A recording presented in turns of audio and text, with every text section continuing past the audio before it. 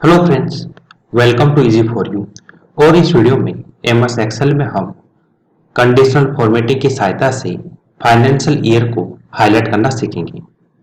तो चलिए शुरू करते हैं और देखते हैं कि एमएस एक्सेल में इस टास्क को किस प्रकार से कंप्लीट किया जाता है।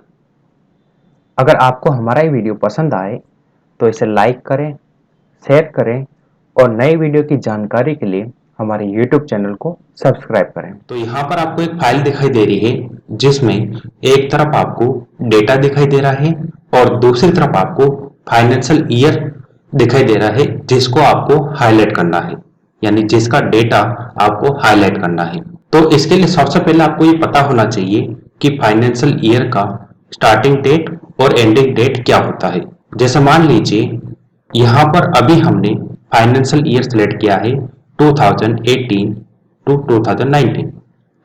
तो इस फाइनेंशियल ईयर की स्टार्टिंग डेट होगी 1 अप्रैल 2018। उसी प्रकार से इस ईयर की एंडिंग डेट होगी 31 मार्च 2019। अब यहाँ पर सबसे पहला काम यह होगा कि जो फाइनेंशियल ईयर अभी आपने यहाँ पर सिलेक्ट किया है, इस ईयर की स्टार्टिंग डेट का ईयर आपको फाइंड करना पड़ेगा। तो इसके लिए यहाँ पर हम लेफ्ट फंक्शन का उपयोग करेंगे। तो यहां पर आप लेफ्ट फंक्शन स्टार्ट कर दीजिए। उसके बाद सबसे पहले पूछ रहा है टेक्स्ट। तो टेक्स्ट में आपको इस सेल का रेफरेंस पास करना है जिसमें आपने फाइनेंशियल ईयर को सिलेक्ट किया है। उसके बाद कोमा ऐड कर दीजिए। उसके बाद ये पूछ रहा है नंबर ऑफ कैरेक्टर्स, यानी कितने कैरेक्टर आपको चाहिए। तो अभी हमें इस सेल के फर्स्ट 4 लेटर हमें चाहिए। तो यहां पर हम लिखेंगे 4, उसके बाद ब्रैकेट क्लोज कर दीजिए और उसके बाद एंटर की प्रेस कर दीजिए। तो देखिए इस ईयर का ये जो फाइनेंशियल ईयर हमने यहाँ पर सिलेक्ट किया है, इसके फर्स्ट 4 डिजिट यहाँ पर आ चुके हैं। अब यहाँ पर आपको एक बात का ध्यान रखना है कि अभी हमने यहाँ पर लेफ्ट फंक्शन का उपयोग किया है और लेफ्ट फंक्शन का जो आउटपुट आता है वो एक टेक्स्ट स्ट्रिंग होता है। यानी ये जो वैल्यू आपको दिखाई दे रहा है, ये आपको नंबर जरूर लग रहा है लेकिन ये नंबर नहीं है, ये एक टेक्स्ट स्ट्रिंग है। इसको आप चेक कर लीजिए। जैसे यहां पर मैं एक नंबर और लिख रहा हूं 2018। अब हम क्या करेंगे, इन दोनों को कंपेयर करेंगे। तो कंपेयर करने के लिए आप इक्वल साइन स्टार्ट कर दीजिए और उसके बाद इस सेल को सिलेक्ट कीजिए और उसके बाद फिर से इक्वल साइन ऐड कीजिए और उसके बाद इस सेल को सिलेक्ट कर लीजिए और उसके बाद एंटर की प्रेस कर दीजिए। तो अभी यहाँ पर देखिए यहाँ पर फॉल्स आ रहा है। फॉल्स आ रहा है इसका मतलब ये दोनों वैल्यू मैच नहीं हो रही है। क्यों नहीं हो रही है? क्योंकि ये एक नंबर है और ये एक टेक्स्ट स्ट्रिंग है। तो यहाँ पर आपको सबसे पहले क्या करना होगा, ये जो टेक्स्ट स्ट्रिंग है इसको आपको नंबर में कन्वर्ट करना पड़ेगा, एक वैल्यू में कन्वर्ट करना पड़ेगा। तो इसके लिए यहां पर आपको एक फंक्शन यूज करना पड़ेगा जिसका नाम है वैल्यू। यानी लेफ्ट फंक्शन का जो आउटपुट आपको रिसीव हो रहा है वो आउटपुट आपको इस फंक्शन में पास करना है। उसके बाद एंटर की प्रेस कर दीजिए। अब यहां पर आप देखिए ट्रू आ रहा है, इसका मतलब है ये दोनों वैल्यू मैच हो रही है। तो अब क्या हो रहा है कि ये जो आउटपुट हमें रिसीव हुआ था लेफ्ट फंक्शन का, ये एक टेक्स्ट स्ट्रिंग था जो अब एक नंबर में कन्वर्ट हो चुका है। इसको आप यहां पर डिलीट कर दीजिए, इसकी हमें कोई आवश्यकता नहीं है। अब हमें स्टार्टिंग डेट का ईयर यहां पर फाइंड हो चुका है। अब हमें यहां पर क्या करना है, हमारा जो फाइनेंशियल ईयर है उसका स्टार्टिंग डेट क्रिएट करना है। तो इसके लिए यहां पर हम डेट फंक्शन का उपयोग करेंगे। तो इसके लिए सबसे पहले आप यहां पर डेट फंक्शन स्टार्ट कर दीजिए। तो सबसे पहले पूछ रहा है ईयर, इसको मैं थोड़ा जूम इन कर देता हूं। सबसे पहले इस फंक्शन को यहां से हटा देता हूं और उसके बाद इसको थोड़ा जूम इन कर देते हैं। अब यहां पर हम क्या करेंगे, सबसे पहले डेट फंक्शन स्टार्ट कर देते हैं। तो सबसे पहले पूछ रहा ईयर, तो ईयर में आप या तो डायरेक्ट ये जो फंक्शन आपने यहाँ पे लिखा था जिसका आउटपुट यहाँ पर आपको रिसीव हो रहा है इस सेल का रेफरेंस पास कर दीजिए, या फिर यहाँ पर जो फंक्शन आपने कॉल किया था वो आप यहाँ पर कॉल कर दीजिए। तो हम यहाँ पर क्या करेंगे, यहाँ पर जो फंक्शन हमने कॉल किया था उसी फंक्शन को हम फिर से यहाँ पर कॉल करेंगे। तो सबसे पहले हम यहाँ पर क्या लिखेंगे, वैल्यू, और उसके बाद इसके अंदर हम लेफ्ट फंक्शन को कॉल करेंगे और उसके अंदर हम इस सेल का रेफरेंस पास करेंगे और उसके बाद यहाँ पर लिखेंगे 4, क्योंकि ये जो फाइनेंशियल ईयर है, ये जो डेटा आपको दिख रहा है इसकी फर्स्ट 4 डिजिट हमें चाहिए, इसलिए हम यहाँ पर लिखेंगे 4। उसके बाद आप वैल्यू फंक्शन का ब्रैकेट भी क्लोज कर दीजिए। तो ये हमारा हो गया ईयर। उसके बाद आपको यहाँ पर मंथ पास करना है, तो यहाँ पर हमें पास करना है 4 क्यों, क्योंकि हमारा जो फाइनेंशियल ईयर स्टार्ट होगा वो 1 अप्रैल से स्टार्ट होता है, इसलिए यहाँ पर हम क्या लिखेंगे 4। उसके बाद यहाँ पर डे लिखना है, तो डे में आपको 1 लिखना है, उसके बाद ब्रैकेट क्लोज कर देना है और उसके बाद एंटर की प्रेस कर देनी। तो देखिए आपका स्टार्टिंग डेट आ चुका है। उसी प्रकार से आपको यहाँ पर एंडिंग डेट क्रिएट करना है, तो इसके लिए भी हम यहाँ पर डेट फंक्शन का उपयोग करेंगे। अब यहाँ पर फिर से वही फंक्शन हम यहाँ पर कॉल कर देते हैं। इस बार हमें क्या करना है, इस वैल्यू फंक्शन का जो आउटपुट आएगा उसमें हमें +1 ऐड कर देना है। उसके बाद मंथ में आपको इस बार पास करना 3, क्योंकि जो एंडिंग डेट आएगी उसमें जो मंथ यूज होता है वो होता है मार्च, इसलिए हम यहाँ पर लिखेंगे 3। उसके बाद यहाँ पर पूछ रहा है डे, तो डे में आपको ऐड करना है 31, क्योंकि लास्ट डेट जो होती है वो 31 मार्च होती है। उसके बाद ब्रैकेट क्लोज कर दीजिए और उसके बाद एंटर की प्रेस कर दीजिए। तो देखिए हमारा स्टार्टिंग डेट और एंडिंग डेट क्रिएट हो चुका है। अब हम इसको थोड़ा जूम आउट कर देते हैं, इसको यहाँ से डिलीट कर दीजिए, इसकी हमें कोई आवश्यकता नहीं है। उसके बाद इस पे जो फॉर्मेट यूज हो रहा है वो हम यहाँ पर भी अप्लाई कर देते हैं। तो हमारा जो फाइनेंशियल ईयर है उसका स्टार्टिंग डेट और एंडिंग डेट हम यहाँ पर कैलकुलेट कर चुके हैं। अब यहाँ पर हमें क्या करना है, कंडीशनल फॉर्मेटिंग के लिए एक कस्टम फॉर्मूला क्रिएट करना है, यानी यहाँ पर हमें वो डेटा हाईलाइट करना है जो इस रेंज से मैच हो रहा है, यानी इस स्टार्टिंग डेट और एंडिंग डेट के बराबर और इसके बीच का होना चाहिए, न इससे पहले का न इसके बाद का, यानी ये दोनों कंडीशन मैच होनी चाहिए। तो यहाँ पर हम एंड फंक्शन का उपयोग करेंगे। एंड फंक्शन का उपयोग इसलिए कर रहे हैं क्योंकि हमारे पास मल्टीपल कंडीशन है और सभी कंडीशन ट्रू होनी चाहिए, इसलिए हम यहाँ पर एंड फंक्शन का उपयोग कर रहे हैं। तो सबसे पहला कंडीशन आएगा कि ये डेट ग्रेटर इक्वल होना चाहिए इस डेट के। फिर से इस सेल को सिलेक्ट कीजिए और ये वाला डेट लेस इक्वल होना चाहिए इस डेट के।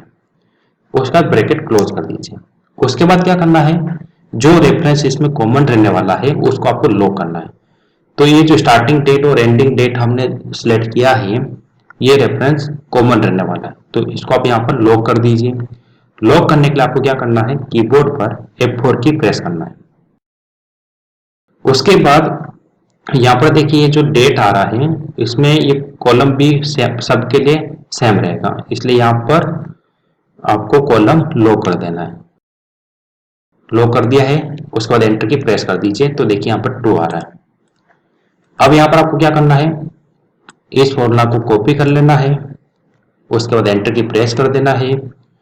उसके बाद इस डेटा को आपको सिलेक्ट करना है जिस पर आप कंडीशनल फॉर्मेटिंग यूज करना चाहते हैं। सिलेक्ट करने के बाद में होम टैब में यहाँ पर एक ऑप्शन आपको दिखाई देगा कंडीशनल फॉर्मेटिंग, इस पर क्लिक कीजिए और यहाँ पर ये जो ऑप्शन आ रहा है न्यू रूल, इस पर आपको क्लिक करना है। उसके बाद यहाँ पर एक ऑप्शन आपको दिखाई देगा use a formula to determine which cell to format, इसको सिलेक्ट कर लीजिए और उसके बाद वो फॉर्मूला यहाँ पर पेस्ट कर दीजिए और उसके बाद जो फॉर्मेटिंग आप यूज करना चाहते हैं वो आप यहाँ पर सिलेक्ट कर लीजिए। उसके बाद ओके बटन पर क्लिक कर दीजिए और उसके बाद फिर से ओके बटन पर क्लिक कर दीजिए। तो देखिए जो फाइनेंशियल ईयर हमने यहाँ पर सिलेक्ट किया है उसका डेटा यहाँ पर हाईलाइट हो रहा है। ये देखिए,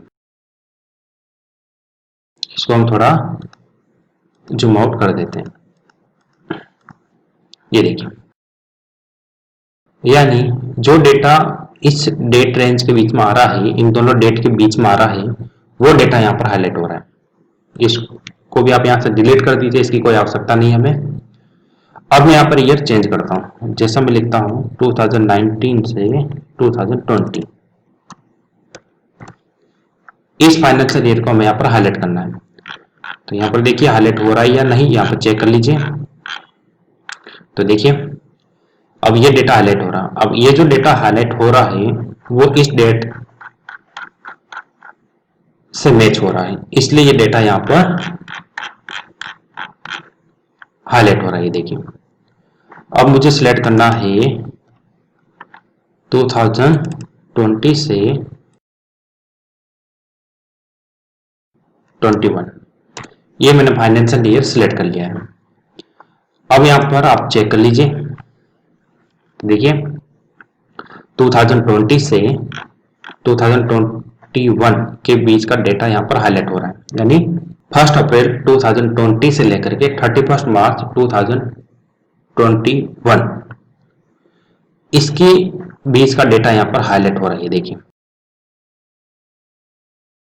अब यहाँ पर मैं सिलेक्ट करता हूँ 2021 और 22। ये फाइनेंशियल ईयर मैंने यहाँ पर सिलेक्ट किया है। अब देखिए यहाँ पर तो ये डेटा यहाँ पर हाईलाइट हो रहा है, यानी इस फाइनेंशियल ईयर का डेटा यहाँ पर हाईलाइट हो रहा है। ये देखिए, तो इस प्रकार से आप कंडीशनल फॉर्मेटिंग की सहायता से किसी भी फाइनेंशियल ईयर का डेटा आप हाईलाइट कर सकते हैं। इसमें सबसे इंपॉर्टेंट है फॉर्मूला क्रिएट करना। अगर आपको फॉर्मूला क्रिएट करना आ गया तो ये कंडीशनल फॉर्मेटिंग आपके लिए आसान हो जाएगी। अब यहाँ पर देखिए, यहाँ पर जो फॉर्मूला हमने क्रिएट किया था उसके लिए हमने यहाँ पर अलग से 2 सेल क्रिएट किए, यानी हमने जो फॉर्मूला यूज किया है वो इन दोनों सेल पर डिपेंड है। अगर गलती से हमने ये सेल डिलीट कर दिए तो हमारा फॉर्मूला काम नहीं करेगा। तो अब हमें क्या करना है, इस डिपेंडेंसी को रिमूव करना है, यानी हमारा जो फॉर्मूला है वो इस पर डिपेंड नहीं रहना चाहिए। तो इसके लिए यहाँ पर हम क्या करेंगे कि ये जो डेट क्रिएट करने के लिए हमने यहाँ पर जो फॉर्मूला लिखा है वही फॉर्मूला हम यहाँ पर जो कस्टम फॉर्मूला क्रिएट करेंगे कंडीशनल फॉर्मेटिंग के लिए उसी में यूज कर लेंगे। तो इससे क्या होगा कि ये जो डिपेंडेंसी है इन दोनों सेल पर वो हमारी खत्म हो जाएगी। तो सबसे पहले आप क्या करो, इससे कंडीशनल फॉर्मेटिंग को रिमूव कर दो। इसके लिए आपको क्या करना है, डेटा सिलेक्ट कर लो, उसके बाद कंडीशनल फॉर्मेटिंग में क्लिक करो और यहाँ पर एक ऑप्शन आएगा क्लियर रूल्स, और यहाँ से पहला ऑप्शन आपको सिलेक्ट कर लेना, clear rules from selected cells. उसके बाद आपको क्या करना है, इन दोनों सेल को यहाँ से डिलीट कर दीजिए। इसको क्लियर कर, इसको यहाँ से कोई फॉर्मेट सिलेक्ट कीजिए और इस पर अप्लाई कर दीजिए, और उसके बाद इसको थोड़ा जूम इन कर दीजिए ताकि जो फॉर्मूला हम लिखे वो आपको प्रॉपर दिखाई दे। तो अब यहाँ पर हम फॉर्मूला लिखेंगे, तो फॉर्मूला वही रहेगा, बस जो डेट के लिए जो फंक्शन हमने क्रिएट किया था वो हमें यहाँ पर लिखना पड़ेगा इस पर। तो सबसे पहले इस सेल को सिलेक्ट कर लीजिए, ग्रेटर इक्वल। अब हमें यहाँ पर स्टार्टिंग डेट क्रिएट करनी है, तो यहाँ पर हम क्या लिखेंगे, डेट फंक्शन को कॉल करेंगे और उसके अंदर जो हमने फंक्शन कॉल किया था वैल्यू उसको हम कॉल करेंगे लेफ्ट। इस सेल को सिलेक्ट कर लीजिए, उसके बाद यहाँ पर लिखना 4, यानी जो फॉर्मूला हमने यहाँ पर लिखा था वही अब हम यहाँ पर कस्टम फॉर्मूला में क्रिएट कर रहे हैं। उसके बाद यहाँ पर हमें लिखना 4, यहाँ पर लिखना 1, डे में लिखना 1, उसका ब्रैकेट क्लोज कर दीजिए। तो ये हो गया हमारा डेट फंक्शन कंप्लीट। उसके बाद कॉमा ऐड कर दीजिए, उसके बाद फिर से इस सेल को सिलेक्ट कीजिए, लेस इक्वल। अब हमें एंडिंग डेट क्रिएट करना है, तो फिर से डेट फंक्शन स्टार्ट कर दीजिए, ईयर में वही वैल्यू फंक्शन कॉल कीजिए, फिर लेफ्ट फंक्शन कॉल कीजिए, उसके बाद इस सेल को सिलेक्ट कर लीजिए, यहाँ पर लिखना 4, उसके बाद लेफ्ट फंक्शन का ब्रैकेट क्लोज कर दीजिए, उसके बाद वैल्यू फंक्शन का ब्रैकेट क्लोज कर दीजिए और इसका जो आउटपुट आएगा उसमें +1 ऐड कर दीजिए। और उसके बाद मंथ में आपको पास करना 3, डे में पास करना 31 और उसका डेट फंक्शन का ब्रैकेट क्लोज कर दीजिए और उसके बाद एंड फंक्शन का ब्रैकेट क्लोज कर दीजिए। तो ये हमारा फॉर्मूला क्रिएट हो गया है। एक बार इसको चेक कर लीजिए। तो यहाँ पर हमने लिखा बिल्कुल सही है और उसके बाद जो रेफरेंस कॉमन रहने वाला है उसको आप लॉक कर दीजिए। तो यहाँ पर एक कॉलम कॉमन रहेगा, तो यहाँ पर हम बी कॉलम को लॉक कर दिया है। यहाँ पर ये G4 कॉमन रहेगा और उसके बाद यहाँ पर ये बी कॉलम कॉमन रहेगा, उसके बाद ये G4 यहाँ पर कॉमन रहेगा। उसका एंटर की प्रेस कर दीजिए और इसको चेक करने के लिए यहाँ पर हम क्या करेंगे, ईयर चेंज कर देते हैं। तो देखिए यहाँ पर 2 आ रहा है, इसका मतलब हमारा फॉर्मूला सही तरह से काम कर रहा है। उसके बाद आप क्या करो, इस फॉर्मूला को कॉपी कर लो, उसके बाद एंटर की प्रेस करो और उसके बाद इस डेटा को सिलेक्ट कर लो और उसके बाद होम टैब में कंडीशन फॉर्मेटिंग ऑप्शन आपको मिलेगा, वहां पर क्लिक करो, न्यू रूल पर क्लिक करो। यहाँ पर आपको ऑप्शन सिलेक्ट करना है use a formula to determine which cells to format. उसके बाद यहाँ पर वो फॉर्मूला पेस्ट कर दीजिए और उसके बाद जो फॉर्मेटिंग आपको चाहिए वो सिलेक्ट कर लीजिए। तो इस बार मैं सिलेक्ट कर रहा हूँ ऑरेंज। उसके बाद ओके बटन पर क्लिक कर दीजिए और उसके बाद फिर से ओके बटन पर क्लिक कर दीजिए। तो देखिए हमारा फॉर्मूला वर्क कर रहा है। इसको भी डिलीट कर दीजिए, इसकी कोई आवश्यकता नहीं है। अब यहाँ पर देखिए, अब हमारी जो डिपेंडेंसी है वो सिर्फ इस सेल पर है, बाकी जो 2 सेल और हमने क्रिएट किए थे उनसे हमारी डिपेंडेंसी रिमूव हो चुकी है। अब यहाँ पर आप ईयर चेंज कीजिए। अब यहाँ पर आप चेक कीजिए कि वो डेटा हाईलाइट हो रहा है या नहीं। ये देखिए जो ईयर हमने सिलेक्ट किया था, जो फाइनेंशियल ईयर हमने सिलेक्ट किया था, उसका डेटा यहाँ पर हाईलाइट हो रहा है। अब मैं यहाँ पर लिखता हूँ 21 से 22।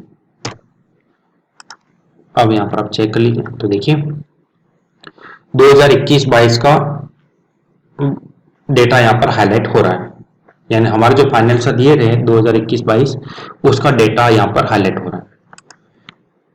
तो इस प्रकार से आप कंडीशनल फॉर्मेटिंग की सहायता से फाइनेंशियल ईयर के डेटा को हाईलाइट कर सकते हैं। तो आशा करता हूं कि आपको वीडियो समझ में आया होगा। इसमें जो फॉर्मूला मैंने यूज किए हैं वो किस वजह से किए हैं, उनका उपयोग क्या है, वो आपको समझ में आया होगा। अगर आपको कोई क्वेरी है किसी फंक्शन में तो आप कमेंट बॉक्स में लिखकर हमें बता सकते हैं। तो उम्मीद करता हूं आपको वीडियो पसंद आया होगा। अगर आपको हमारा वीडियो पसंद आए तो लाइक करें, शेयर करें और नए वीडियो की जानकारी के लिए हमारे YouTube चैनल को सब्सक्राइब करें। Thanks for watching.